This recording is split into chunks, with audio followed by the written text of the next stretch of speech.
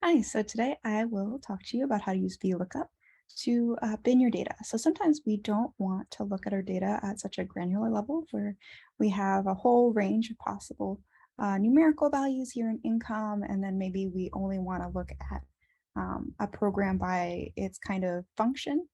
And an easy way to convert your data into that less granular form is using VLOOKUP. So the income example will be an example of how to do this on numerical data, and then the program example will be how to do it on categorical data or non-numerical data. So for numerical data, if we wanted to assign an income value to a label, such as low, middle, or upper income, we can do this by determining an income bound. So the reason why we do this is VLOOKUP will be looking at all the values within a certain range to assign to a label. So we can type in those income bounds, and a keyboard shortcut to flash fill the rest of the values is Control-E. And it'll automatically, since we entered 0 here, take the left side of all these values. So 5,200 and 156,000. And then from that, we can go ahead and do our VLOOKUP. So I want to go ahead and insert another column here, just so we can do our incomes next to each other. So income label. All right, so we can go ahead and do the VLOOKUP. So we can go here, type in our VLOOKUP. We want our lookup value, which is the income of interest in our array. Then we have to define the reference array, and the array has to be in a specific order. And what I mean by that is that the array entry that you're comparing, which is the income bound, always has to be the first column in this array. If you had flipped the label in the array here, it wouldn't work correctly.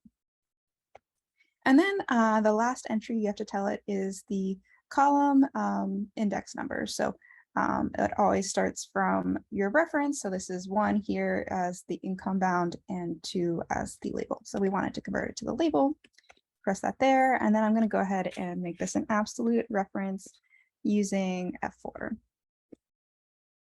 And there we go. Now we get a low income label.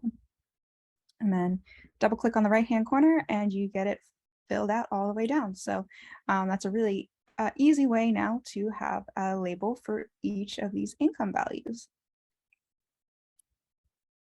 So looking at your text data, the first thing you'll want to do is come up with a unique list. And you can use the unique function to figure this out. So unique, and then just enter your array. And while this might seem like there's still a lot of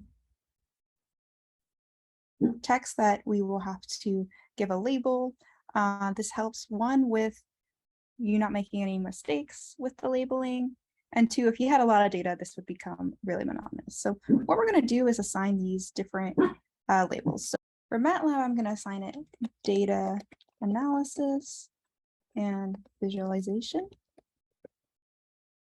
And Microsoft Outlook, that's email.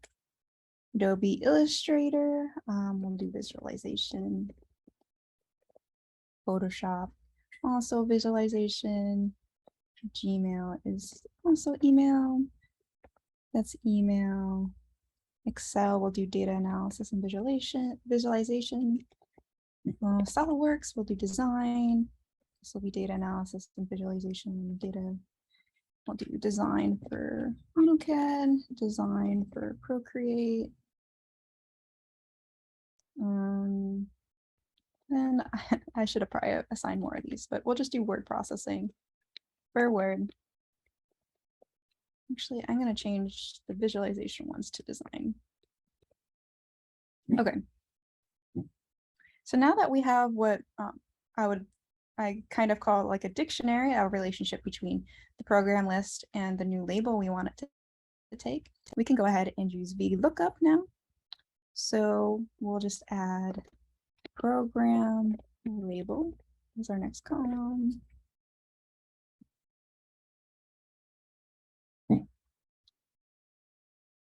And we'll use VLOOKUP. So we're looking up the program. this is our array. So again, the same format. The first column is what we're referencing to, and then the second column is the index of where we want what the new label is going to be. We can do that, and you notice it comes back with an error, giving it the label email. Sometimes this happens because they look for an approximate match, but since we know we have an exact match, we can go ahead and input false, and then that's fixed. Now we get a nice data analysis and visualization, which is the correct program label. Before we can drag it down, again, make these absolute references with F4, press enter, and then double click here, and it'll fill it out. So now we have our data really nicely formatted. It'll be a little bit easier to analyze based off of different types of programs versus if you had a long list of programs, it could become difficult to associate a program functionality with maybe an income level. And since we're here, I want to go ahead and show you that now you can use a pivot table to analyze this data. So I go to pivot table. It already selected our table for us. I'm going to do this into a new worksheet.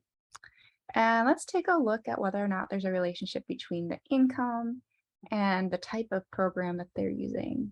We'll just drag name to the fields to get those count values. So it looks like for upper income, the most commonly, their favorite software always is design software. For middle income, it is mostly data analysis and visualization. And low income, it is email. So this is just a good example to show you how VLOOKUP can be used to clean up your data, to look at it at a bigger picture. And it's especially helpful when you have a mix of both categorical data and numerical data to really start to bin some of the information into categories. All right, well, I hope this has been helpful. Thanks for watching.